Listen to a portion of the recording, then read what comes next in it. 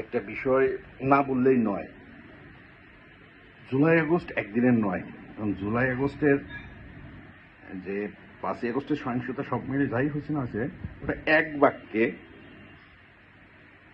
আমার কাছে এভিডেন্স নাই, তারপরও আন্তর্জাতিকভাবে একটা লাইন উদ্ধৃত হয়েছে, সেটা হচ্ছে যে ইন্টেলিজেন্স কপ কপ কপ বলি যেটা আমরা আর্মির কপ, এটা হচ্ছে ইন্টেলিজেন্স ব্যর্থতা। ক্ষতি হয়েছে কাদের? ক্ষতি হয়েছে কার? ক্ষতি হয়েছে রাষ্ট্রের সম্পদের, ক্ষতি হয়েছে সাধারণ জনতার, যারা এই আন্দোলন সম্বন্ধে কিছু জানেই না। তারপরও আমরা পিছনে ফিরে না যাই। আর দুই হচ্ছে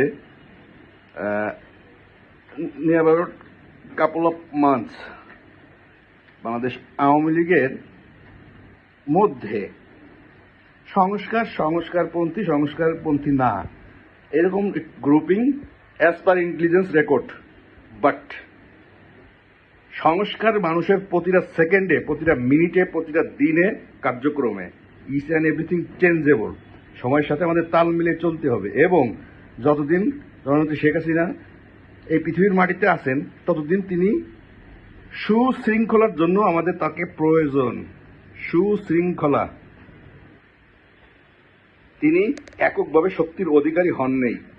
এটা আমি 2019 সালে আন্তর্জাতিক সম্প্রদায়কে আমি প্রমাণ সহকারে দেখিয়ে বলেছি যে তোমাদের গণতন্ত্র নয়, তোমাদের একজনই।